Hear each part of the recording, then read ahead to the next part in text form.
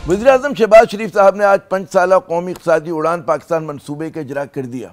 मुबारक हो। वज़ीर-ए-आज़म समेत कई वफाकी वज़रा ने यह दावा किया कि जी मुल्क तरक्की की राह पर गामज़न है। बहुत दिल खुशकुन किस्म के जो है अदाद शुमार भी पेश किए गए।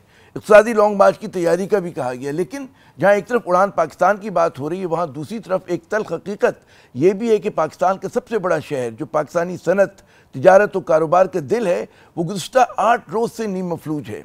पहले 7 दिन एक मजहबी जमात के धरनों की वजह से कराची के दर्जन भर अहम गुजरगाहें और शाहराहें या तो मुकम्मल या फिर नीम बंद थीं, और आज रद्दमल में एक दूसरी मजहबी जमात ने दर्जनों दीगर मकामात पर धरने देकर ट्रैफिक की सूरत हाल को मज़ीद अबतर कर दिया। यानी कि अहले कराची जो पहले ही धरनों की वजह से अजियत से गुजर रहे थे, उनकी अजियत में मज़ीद इजाफा हो गया। कराची में तो आम दिनों में भी ट्रैफिक के दबाव की वजह से ज़िंदगी दूभर रहती है, लेकिन अब इन धरनों ने शहरियों की ज़िंदगी को मज़ीद अजीरन कर दिया है। आम शहरियों के लिए काम पर जाना और वापस आना एक आजमाइश बन चुका है। रिवायती मीडिया तो इन हालात को रिपोर्ट कर ही रहा है, लेकिन आपको मुतासरीन की बेशुमार दुख भरी कहानियाँ जो हैं समाजी मीडिया पर मिलेंगी।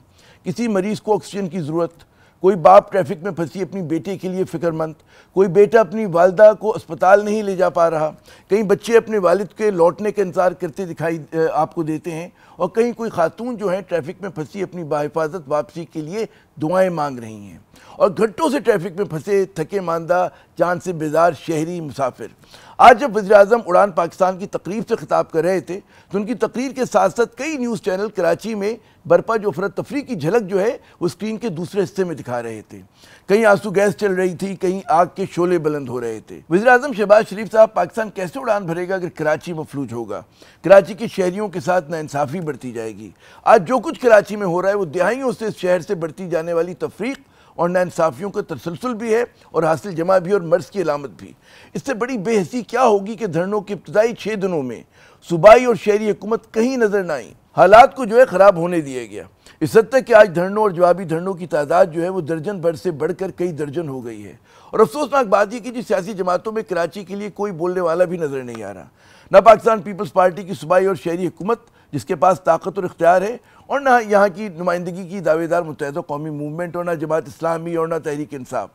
सब ने इस ताज़ा तरीन मसले पर मुजरिमाना किस्म की खामोशी इख्तियार की हुई है। हालात की खराबी की जिम्मेदारी सियासी जमातें भी हैं। धरनों और इनकी वजह से पैदा होने वाली सूरत हाल पर तो बात हो गई, लेकिन आज साल के अपने इस आखिरी प्रोग्राम में कराची का नोहा ज़रा और पढ़ते हैं। आज कराची वाले जब सोकर उठे तो उन्हें पता चला कि जी दुनिया के आलूदा तरीन शहर में वो आंखें खोल रहे हैं। ये ताज कराची के सर पर पहले भी लातादाद मरतबा सज चुका है। जलते कूड़े के अलाव, टूटी सड़कों पर से उठती गर्द, ट्रैफिक और सुनतों का जहरीला धुआं, कराची वाले जहरीली फ़ज़ा में सांस लेने पर मजबूर हैं, और कोई पुरसाने हाल नहीं।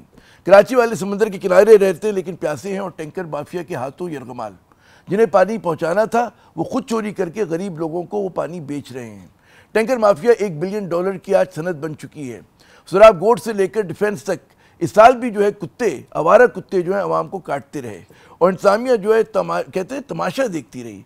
सिंध में 3 लाख कुत्तों के काटने के वाक़यात रूनुमा हुए, जिनमें सबसे ज़्यादा वाक़यात जो है कराची में थे। इंतज़ामिया जो कभी आवारा कुत्तों के ख़िलाफ़ वक्तन फ़वक्तन कार्रवाई करती रहती थी, अब वो ये कार्रवाइयाँ नहीं करती।